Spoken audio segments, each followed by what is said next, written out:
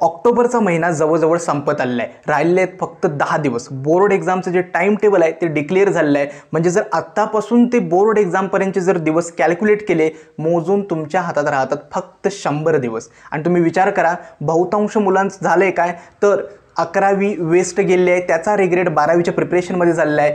क्लासेसमध्ये already syllabus खूप लवकर शिकवला जातो, त्यामुळे बॅकलॉग्स खूप कव्हर झाले आहेत आणि मुलांचं प्रिपरेशन तरी आत्ता बोलतायत की माझं प्रिपरेशन अजून काहीच नाही झालं आहे. जे चॅप्टर्स कव्हर केले ते खूप आधी कव्हर केले आहेत आणि त्यांचं आता आठवत पण नाही की थेअरी काय कव्हर केले.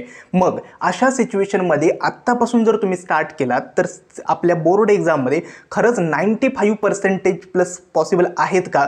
नक्कीच आहेत. पहिली गोष्ट म्हणजे काय, आजच्या व्हिडिओमध्ये कोणताही शॉर्टकट सांगणार नाही. जर तुम्हाला वाटत असेल की काही तुका ट्रिक्स किंवा शॉर्टकट सांगणार आहे तर हा व्हिडिओ तुमच्यासाठी नाही आहे. तर आजच्या व्हिडिओमध्ये एक प्रॅक्टिकल रोडमॅप देणार आहे, जो आत्तापासून तुमची प्रिपरेशन जी आहे ती आत्तापासून जरी 0 लेवलपासून स्टार्ट केली तर ॲक्च्युअल आपल्या बोर्ड एक्झामपर्यंत म्हणजे 10 फेब्रुवारीपर्यंत एक चांगला स्कोर तुम्ही नक्की स्कोर करू शकता. तुम्हाला फक्त काय करायचं आहे, पहिली गोष्ट कन्सिस्टंटली हे टाइम टेबल किंवा हा जो रोडमॅप दिलेला आहे तो फॉलो करायचा आहे. फिजिक्स, केमिस्ट्री, मॅथमॅटिक्स, बायोलॉजी प्रत्येक सब्जेक्टची मी काय कव्हर करायला पाहिजे ते शॉर्ट पॉईंट्स मी दिले आहेत ते कव्हर करायला पाहिजेत. आणि सगळ्यात महत्त्वाची आणि तिसरी गोष्ट म्हणजे काय, आपल्याला मोठमोठे टार्गेट सेट करायचेच नाही आहेत. आणखीन एक महत्त्वाचा पॉईंट काय की वाटतं की नाही मला एका आठवड्यात 4 चॅप्टर्स कव्हर करायचं, असं काही नाही आहे. फक्त पुढच्या 100 दिवसामध्ये तुम्हाला कन्सिस्टंटली जे काही टास्क मी देतोय ते तुम्हाला कव्हर करायचे एवढंच आहे. बाकी तुमचा सिलेबस बोर्ड एक्झामपर्यंत कसाच 100% कव्हर करून घ्यायचा आहे ही जबाबदारी माझी असेल. तर सगळ्यांना नमस्कार, मी संदीप मिलके. तर सुरुवात करूया आजच्या नवीन व्हिडिओला.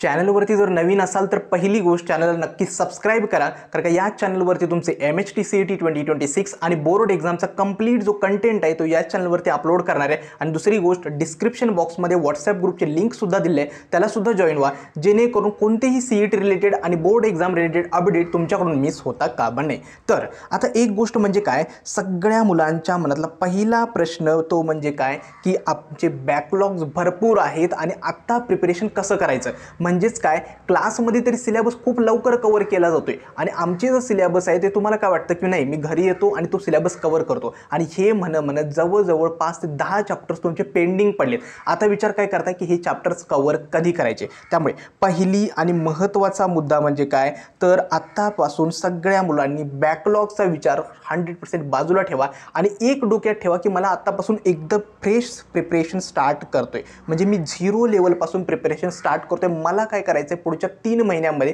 ते महत्त्वाचं आहे. ठीक आहे, बॅकलॉगचा विचार बाजूला ठेवा. आतापासून आपण काय करूया की प्रत्येक चॅप्टर हा नवीन स्टार्ट करूया. जो चॅप्टर तुमचा परफेक्टली झाला आहे तो तुम्ही स्किप करू शकता. दुसरी गोष्ट म्हणजे काय की क्लासेसमध्ये आहे ना खूप लवकर शिकवलं जातं आणि म्हणावं तितका प्रोडक्टिव्ह वेळ जो आहे किंवा अभ्यास आहे तो क्लासेसमध्ये होत नाही आहे, हे मला सुद्धा माहिती आहे. कारण का बहुतांश मुलं हाच एक प्रॉब्लेम घेतात की क्लासेसमध्ये त्यांचा व्यवस्थित अभ्यास होत नाही. मग अशा सिच्युएशनला तुमच्यासाठी सोल्युशन्स काय, एक आहे ते म्हणजे सेल्फ स्टडी. म्हणजे फक्त क्लासेसच्या टीचर्सवरती किंवा रिसोर्सेसवरती डिपेंड राहू नका. जो काही क्लासेसमध्ये वाटत असेल की हे जे लेक्चर्स होत आहेत ते व्यवस्थित होत नाही आहेत किंवा मला समजत नाही, तर सरळ तुमच्या रूमवरती किंवा घरी येऊन तेवढा सेल्फ स्टडीवरती फोकस करा. जेवढं जास्त सेल्फ स्टडी असेल, जेवढे जास्त MCQs PYQs तुम्ही स्वतःहून सॉल्व कराल, तेवढं जास्त तुमचा CET आणि बोर्ड एक्झाममध्ये खूप चांगला इम्पॅक्ट पडेल. ठीक आहे, त्यामुळे जरी क्लासमध्ये सिलेबस पुढं जातोय ते रिग्रेट करत बसण्याऐवजी सेल्फ स्टडी करून तो सिलेबस लवकरात लवकर कसा कव्हर करता येईल हे तुमचा फोकस असला पाहिजे.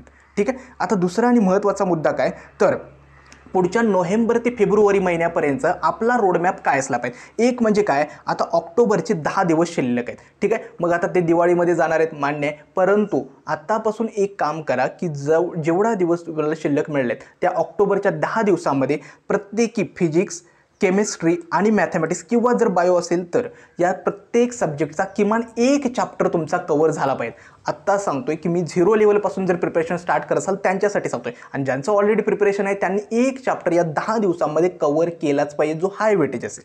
ठीक आहे, नोव्हेंबरमध्ये जर बघाल तर नोव्हेंबरमध्ये आपल्याला 30 दिवस मिळतात. या 30 दिवसांमधलं आपलं पहिलं आणि महत्त्वाचं टार्गेट आहे की मॅक्सिमम सिलेबस कव्हर करणं. ठीक आहे, सेम आहे डिसेंबरमध्ये 31 दिवस मिळतात. 31 दिवसामध्ये सुद्धा मॅक्सिमम सिलेबस कव्हर करणं हे पहिलं टार्गेट आहे. जानेवारीमध्ये 31 दिवस मिळतात, त्याच्यामध्ये आपल्या प्रॅक्टिकल्स एक्झाम्स असणार आहेत, त्यामुळे रिव्हिजन सिलेबस आणि प्रॅक्टिकल एक्झाम यांना आपल्याला टॅकल करायचं आहे जानेवारी महिन्यामध्ये. आणि फेब्रुवारीचे जे काही 10 दिवस मिळतात ते बोर्ड एक्झामच्या आधीचे 9 दिवस त्याच्यामध्ये कंप्लीट फोकस हा आपला रिव्हिजनवरती असणार आहे. म्हणजेच काय, जर तुम्ही एक गोष्ट ऑब्झर्व कराल तर वीकली म्हणजे प्रत्येक आठवड्याला प्रत्येकी तुमचा फिजिक्स, केमिस्ट्री किंवा मॅथमॅटिक्स किंवा बायोलॉजीचा एक चॅप्टर जरी ॲटलिस्ट तुम्ही कवर केलात तर बोर्ड एक्झामपर्यंत 80% सिलेबस तुमचा कवर होऊन जाईल. 100% 80% सिलेबस जो परफेक्ट आहे तो कवर होऊन जाईल. ठीक आहे. मग 20% सिलेबस जो आहे तो कवर कसा करायचा आहे, तर तो कवर करण्यासाठी असणार आहे तुमच्या शॉर्टकट्स. म्हणजेच काय, लवकरात लवकर चॅप्टर कवर करायचं, PYQवरती फोकस करणं, फक्त इम्पॉर्टंट फॉर्म्युलेज असतील किंवा जे काही इम्पॉर्टंट चॅप्टर्स म्हणजे क्वेश्चन्स आहेत, टॉपिक्स आहेत त्यांच्यावरती फोकस करून आपण 20% सिलेबस आहे ना तो कवर करू शकतो. त्यामुळे ही गोष्ट लक्षात ठेवा की जरी आत्तापासून जरी 0 लेवलपासून प्रिपरेशन जर तुम्ही स्टार्ट केलं तरी बोर्ड एक्झामपर्यंत तुमचा 100% सिलेबस कवर होऊ शकतो. ठीक आहे. आता एवढं सांगितलं याचा अर्थ काय की एकाएकी दररोज 2-2 चॅप्टर्स पिकअप करायचं आहे नाही. यासाठी एकच गोष्ट महत्त्वाची आहे, ती म्हणजे तुमचं कन्सिस्टन्सी. ठीक आहे. मुलं काय करतात की एक आठवडा तरी अभ्यास करतात, परंतु पुढच्या आठवड्यात काय होतं की सुरुवातीचे 2 दिवस बिघडले ना नंतर वाटायला लागते कशाला ते टाइम टेबल फॉलो करायचं आहे. ठीक आहे. आणि इथंच आपल्याला चुकतो. ज्यावेळी तुम्हाला वाटत असेल की माझं टाइम टेबल व्यवस्थित फॉलो होत नाही, ठीक आहे, तो दिवस स्किप करा, परंतु पुढच्या दिवसापासून तरी ॲटलिस्ट नवीन स्टार्ट करा ना, ते खूप गरजेचं आहे. त्यामुळे उगाचच हे सगळ्यात महत्त्वाचे कन्सिस्टंटली छोट्या छोट्या गोष्टी तुम्ही फॉलो करणं खूप गरजेचं आहे. उगाच डायरेक्टली 100% सिलेबस कवर करतो, या आठवड्यात मी 4 चॅप्टर्स कवर करतो, इतकी मोठी टार्गेट सेट करण्याऐवजी जे काही तुमचे सिलेबस आहे ना तो शॉर्टली आणि सिंपल वेने कवर करा. ठीक आहे. आता सिलेबस कसं कवर करायचं आहे त्याबद्दल सांगतो. एक म्हणजे काय, आता मी काय केलं आहे तर वीकली प्लॅन डिझाईन केलं आहे. आता विद्यार्थ्यांना मी सुरुवातीला मंथली चॅप्टर्स दिले होते, परंतु होतं असं काय, मुलं सुरुवातीच्या एका महिन्याच्या म्हणजे पहिल्या आठवड्यापर्यंत ते करतात परंतु नंतर फॉलो करत नाहीत. त्यामुळे आता तुमच्यासाठी एक वीकली प्लॅन असणार आहे. वीकली प्लॅन म्हणजे काय, प्रत्येक वीकला, ठीक आहे, म्हणजे एका आठवड्यामध्ये तुम्हाला ॲटलिस्ट फिजिक्सचा एक चॅप्टर, ठीक आहे, केमिस्ट्रीचा एक चॅप्टर आणि एक मॅथमॅटिक्सचा चॅप्टर किंवा जर बायोलॉजी असेल तर एक बायोलॉजीचा चॅप्टर, इतका सिलेबस मिनिमम कवर झालाच पाहिजे. ठीक आहे. आता तो सिलेबस कसा कवर करायचा ते मी पुढं सांगेन. ठीक आहे. एका आठवड्यामध्ये कमीत कमी इतका सिलेबस तरी कवर झाला म्हणजेच काय 100% सिलेबस तुमचा बोर्ड एक्झामपर्यंत कवर होऊ शकेल. ठीक आहे. दुसरी गोष्ट म्हणजे काय, मंडे टू फ्रायडे या 5 दिवसांमध्ये कंप्लीट तुमचा जो सिलेबस आहे सिलेबस कवरिंगवर तुमचा फोकस असला पाहिजे, नॉट की अदर थिंग. ठीक आहे. मग तो सिलेबस कवर करायचा ह्या 5 दिवसांमध्ये फक्त टार्गेट आहे की सिलेबस कवर करणं. सॅटर्डे संडे याच्यामध्ये जेवढं काही आठवड्यामध्ये सगळं केलं आहे त्याचं रिव्हिजन करणं, मध्ये CET असू देत, बोर्ड एक्झाम असू देत, अजून कुठल्या एक्झामचं प्रिपरेशन ते सगळं सॅटर्डे आणि संडे या 2 दिवसामध्ये तुमचं रिव्हिजन असलं पाहिजे. आणि जे काही आपले वोकेशनल सब्जेक्ट असेल, मग मराठी असेल, इंग्लिश असेल, यांचं प्रिपरेशनसुद्धा सॅटर्डे संडे या 2 दिवसामध्ये कवर झालं पाहिजे. ठीक आहे. हा असणार आहे तुमचा वीकली प्लॅन. मी मुद्दामून सांगतोय की एका आठवड्यामध्ये फक्त तुम्हाला फिजिक्सचा एक चॅप्टर कवर करायचं आहे, केमिस्ट्रीचा एक कवर करायचा आणि मॅथमॅटिक्सचा आहे, याच्यावरती काहीही करायचं नाही आहे. ठीक आहे. एवढ्या सिंपल गोष्टी तर तुम्ही करू शकतात.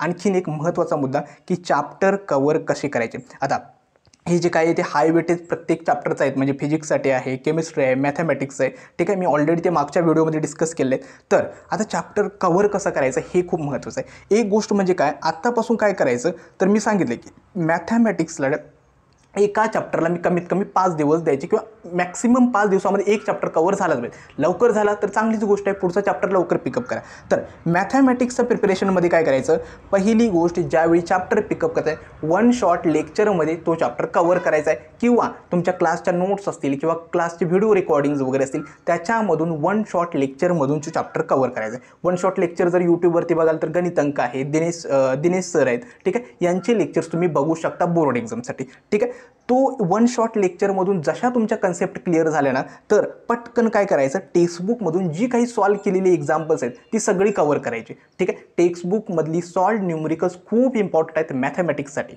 ठीक आहे. ती केल्यानंतर थर्ड प्रायोरिटी आहे ती लास्ट 4 वर्षांचे PYQs तुम्ही प्रिपेअर करू शकता. PYQसाठी काय करा, टार्गेटची जी बुक्स आहेत ना ती प्रिफर केलात ना तर खूप चांगली.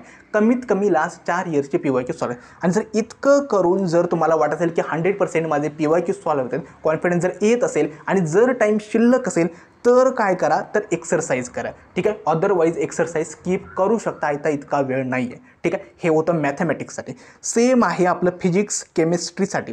तर फिजिक्स आणि केमिस्ट्रीसाठी काय आहे तर सेम वन शॉट लेक्चर्समधून तुम्हाला तुमचे थेअरी कवर करायचे आहेत. वन शॉट लेक्चर्ससाठी तुम्ही काय करू शकता तर फिजिक्ससाठी RG लेक्चर्स आहेत किंवा PW महाराष्ट्र आहे, भरपूर यूट्यूब चॅनल्स आहेत जी वन शॉट लेक्चर्समध्ये थेअरी वगैरे कवर करून घेते, ती प्रेफर करू शकता. वन शॉट लेक्चर्समधून कन्सेप्ट क्लिअर करा, तुमचे डाऊट सगळे क्लिअर करून घ्या आणि त्यानंतर काय करायचं लास्ट 4 इयर्सचे जे PYQs आहेत ते फक्त सॉल्व्ह करायचे. आता जनरली काय होतं PYQsमध्ये पॅटर्न सेम असतो, प्रत्येक क्वेश्चन्स काही 2-2 वेळा रिपीट झालेले असतात, त्यामुळे जास्त वेळ जात नाही. फक्त पटकन काय करायचं तर टार्गेट बुकमधून जे असेल ते PYQ सॉल्व्ह करायचे आणि त्यानंतर काय करायचं टेक्स्टबुकमधली जी सॉल्व्ड एक्झाम्पल्स किंवा न्यूमरिकल्स आहेत मॅथमॅटिक्स आणि केमिस्ट्रीसाठी ती सॉल्व्ह करायची. ती खूप गरजेचं आहे, त्याच लेवलचा किंवा त्याच पद्धतीचा क्वेश्चन आपल्या बोर्ड एक्झाममध्ये येणार आहे. ठीक आहे, आणि जर वेळ मिळत असेल तर मग एक्सरसाइज आपल्याला सॉल्व्ह करायचं आहे. हे असणारे फिजिक्स आणि केमिस्ट्रीसाठी. आता बायोलॉजीसाठी काय, बायोलॉजी खूप टाईम कन्झ्युमिंग आहे, त्यामुळे बायोलॉजीसाठी सगळ्यात महत्त्वाचं आहे वन शॉट लेक्चर्स किंवा जे डीप थिअरी लेक्चर्स आहेत ती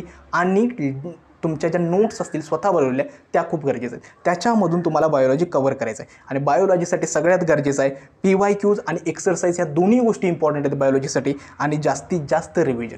ठीक आहे, आय होप तुम्हाला प्रत्येक चॅप्टरला म्हणजे फिजिक्स, केमिस्ट्री, मॅथमॅटिक्स आणि बायोलॉजी काय केलं पाहिजे ते समजेल. आता एक गोष्ट सांगतो, ज्यावेळी तुम्ही या चॅप्टरच्या वन शॉट लेक्चरमधून कन्सेप्ट कव्हर करत जाता त्याचवेळी इनडायरेक्टली तुमच्या थिअरीसाठी म्हणजे CET एक्झामसाठी जी थिअरी आहे ती सुद्धा तुमची कव्हर होत जाते. त्यामुळे ही गोष्ट तुम्ही डोक्यात ठेवा की जे प्रिपरेशन तुम्ही बोर्ड एक्झाम्ससाठी करताय त्याचा फायदा पुढे जाऊन तुम्हाला CETसाठी होणार.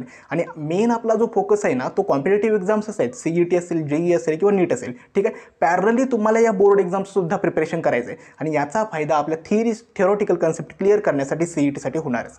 ठीक आहे, आता सगळ्यात महत्त्वाचा आणि इम्पॉर्टंट गोष्ट म्हणजे काय तर रिव्हिजन. तुम्ही कितीही सिलेबस कवर केला, जेवढा सिलेबस कवर करा तो किती वेळा रिवाईज करताय तो इम्पॉर्टंट आहे. त्यामुळे काय करायचं तर सॅटर्डे आणि संडे या 2 दिवसांमध्ये ना आठवड्याभरात जेवढं काही केलं आहे ना सिलेबस तेवढा सगळा रिव्हिजनवरती फोकस करा. दुसरी गोष्ट म्हणजे काय तर बॅलन्स CET आणि JEEला कसं बॅलन्स करायचं आणि तुमच्या क्लासेसमध्ये जास्तीत जास्त विद्यार्थ्यांचा गोळ हाच होतो की CETवरती फोकस करायचं की बोर्डसाठी. आपला पहिला फोकस आहे MHT CETमध्येच असला पाहिजे. ठीक आहे, कारण का जेवढं शक्य असेल ती जास्तीत जास्त प्रिपरेशन याचं CETच झालं आहे. परंतु CETचं प्रिपरेशन करताना आधी आपल्याला थिअरॉटिकल कन्सेप्ट तरी माहिती पाहिजेत ना आणि त्या कन्सेप्टसाठी आपल्याला बोर्डची प्रिपरेशन करतोय. त्यामुळे दोन्ही गोष्टींवरती म्हणजे वेळ देणं गरजेचं आहे. ज्यावेळी तुम्ही लक्षात ठेवा एखादा चॅप्टर मी पिकअप केला की फिजिक्स आम्ही समजा रोटेशनल डायनॅमिक्स हा चॅप्टर मी पिकअप केला. ठीक आहे, तर रोटेशनल डायनॅमिक्ससाठी मी काय करेल तर सुरुवातीच्या 1 ते 2 तासामध्ये फक्त त्या चॅप्टरची वन शॉट लेक्चरमधून थिअरी कवर करेल. ठीक आहे, 1 ते 2 तासामध्ये. त्यानंतर काय करेल तर मी काय करेल 1 तासामध्ये किंवा 1 ते 2 तासामध्ये जे काही त्याचे PYQs आहेत बोर्ड एक्झामचे, ठीक आहे, ते कवर करेल आणि उरलेला जो 1 तास आहे त्याच्यामध्ये काय करेल तर मी त्या चॅप्टरचे जे काही न्यूमरिकल्स असतील टेक्स्टबुकमधले ती वगैरे ॲडिशनल एक्सरसाइजमधले क्वेश्चन्स असतील ती सॉल्व्ह करेल. ठीक आहे, हे होतं बोर्डसाठी. ज्यावेळी तुम्ही CETसाठी तयारी करत असतात त्यावेळी चॅप्टर जर तुमचा कवर झालेला असतो ऑलरेडी बोर्डसाठी, तुम्हाला फक्त काय करायचे असतात PYQ सॉल्व्ह करायचे आणि जे काही आपले रेफरन्स बुक असतील मग टार्गेट असेल, मार्वेल असेल, PLPN असेल त्याच्यामधून तुम्हाला कवर करायचे. ठीक आहे, या सिंपल गोष्टी आहेत. एक गोष्ट सांगतो की दररोज छोट्या छोट्या गोष्टी म्हणजे फिजिक्स, केमिस्ट्री, मॅथमॅटिक्स थोडे ॲटलिस्ट 1 ते 1 किंवा 2 तास जरी डेली दिलात ना तरीसुद्धा पॉसिबल आहे 95%. ओके, त्यामुळे उगाचच ही गोष्ट लक्षात ठेवा की बोर्डचे पर्सेंटेज आत्ता तुम्हाला नाही. त्यामुळे ज्यावेळी तुम्ही प्लेसमेंटची प्रिपरेशन करत असाल, ज्यावेळी तुम्ही मास्टरसाठी प्रिपरेशन करत असाल किंवा ज्यावेळी तुम्ही कंपनीचा इंटरव्ह्यूज देत असाल त्यावेळी त्याचा पॉझिटिव्ह इम्पॅक्ट आपल्यावरती इनडायरेक्टली पडत असतो. ठीक आहे, त्यामुळे फक्त हा विचार करू नका की क्रायटेरिया क्लिअर करायचा आहे म्हणून बोर्ड एक्झाम शेवटच्या मुवमेंटवरती क्लिअर करूया, असं करू नका. जेवढं शक्य असेल तर CET आणि बोर्डच्या दोन्ही गोष्टी तुम्हाला मॅनेज करा. ठीक आहे, आजचा हा व्हिडिओ कसा वाटला हे देखील मला कमेंट सेक्शनमध्ये सांगा आणि नोव्हेंबरपासून म्हणजे आत्तापासून जे तुम्हाला मी टार्गेट्स दिले ते फॉलो करायला स्टार्ट करा जेणेकरून बोर्ड एक्झामपर्यंत 100% सिलेबस जो आहे ना आपला तो कव्हर होऊ शकेल. आजचा हा व्हिडिओ मी इथेच थांबवतो. धन्यवाद.